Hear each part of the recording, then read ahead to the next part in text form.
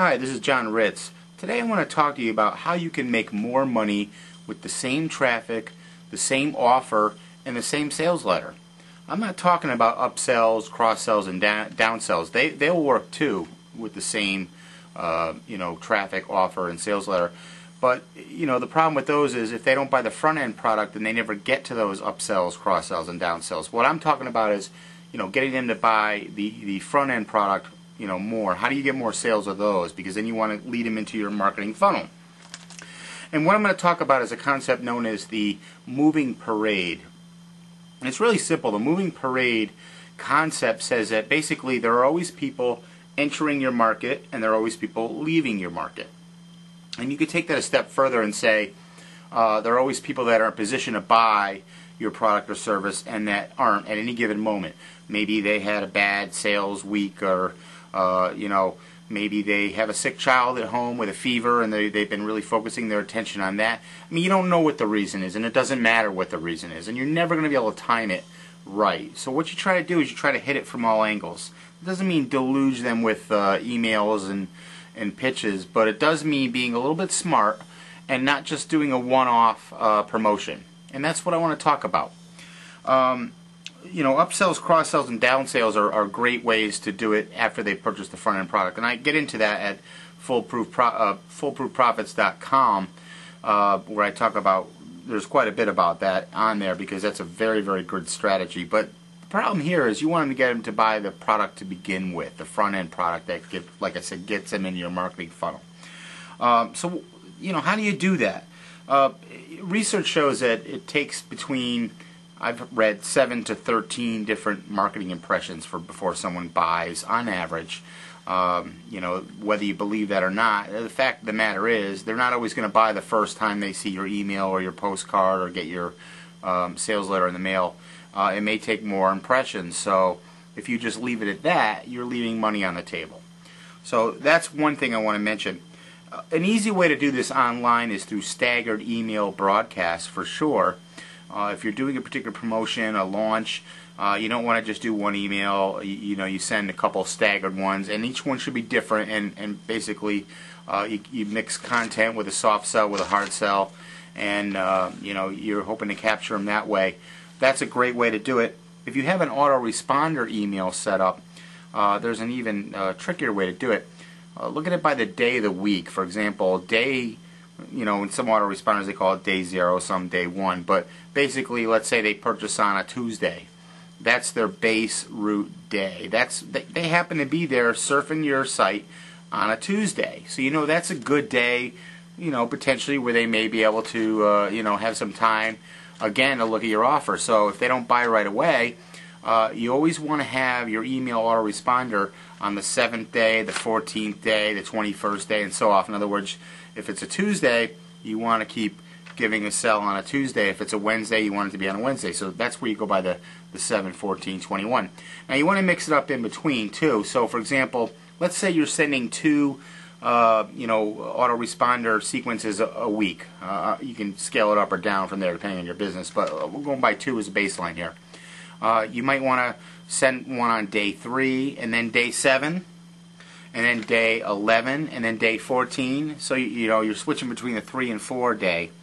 But basically you're always going to keep coming back to that multiple of 7 because that's the day that they actually came to your site.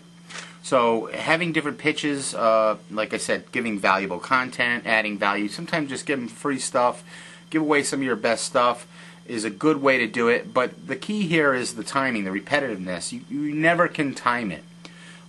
You just want to be able to always be in front of them because you never know when you might hit that right time where they're in a position to buy, and you can't afford not to be. It's just money left on the table. So and this, I'm using email as an example, but it really applies to direct mail. If you're sending postcards, same concepts apply. You want to stagger those emails. You want to go for, I would say at least seven impressions, if not more. But the old buy or die approach applies to email autoresponders. Basically, you keep sending them emails so they either buy or die, and then segmenting your email list so that when they do buy, you put them on your customer list and remove them from your prospect list so they don't get additional pitches. That's important too. But the moving parade concept is something that a lot of marketers, just don't do. Especially when they're promoting affiliate products. They send an email out and that's it. And they get, some sales, but they can get a lot more if they have another email that, comes from a different angle. Or maybe has some testimonials, or there's lots of ways to do it. And you get into copywriting now, which there's plenty of resources out there on that. Email copywriting in particular. But, don't stop at one email. Don't stop at one promotion. Even those people that do understand the moving parade concept, or who do multiple emails, don't always do it the best way they could.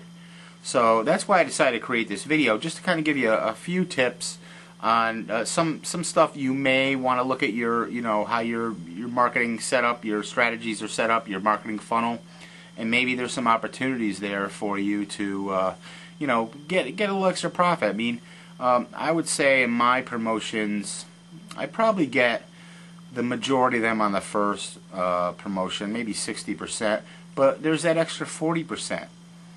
And it may be, a little more or a little less, but that extra 40% actually comes in through subsequent emails. And you don't have to, give yourself excuses to have different promotions. Holidays are a good one, obviously. Valentine's Day.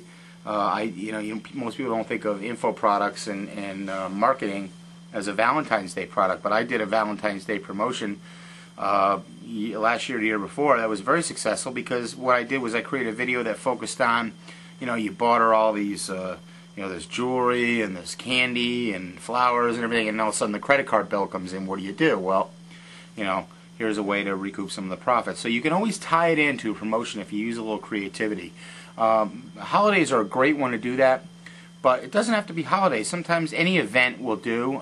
We just, as I'm recording this, had March Madness, the NCAA, basketball tournaments, great opportunity. We've got Easter coming up. We've got, sometimes you can promote things for nothing at all.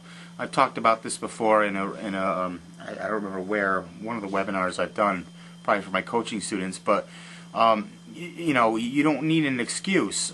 One time my wife and I were watching The Godfather, and I mentioned this before, the old make them an offer they can't refuse.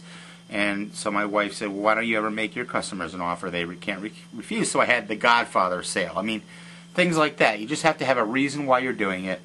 But there's always opportunities to do different promotions. It doesn't always have to be a price cut. Sometimes you can put extra bonuses in. Sometimes you can do just some creative stuff. And the key is to always be out there in front of them. You never know, like I said, the timing you can never get right. You don't know when they're going to be in a position to buy. Some people will, some people won't. But that's okay. The fact that you're constantly coming back and offering different angles and different promotions and different things, you're going to eventually, get the people that really would get the most value from your product, and the people that are interested. Maybe they weren't in a position to buy before, but they might be now. So, just a few things off the top of my head. Thanks so much for watching. This is John Ritz, and I'll have another video for you real soon. But just wanted to get that out there, and have a great one. Thanks.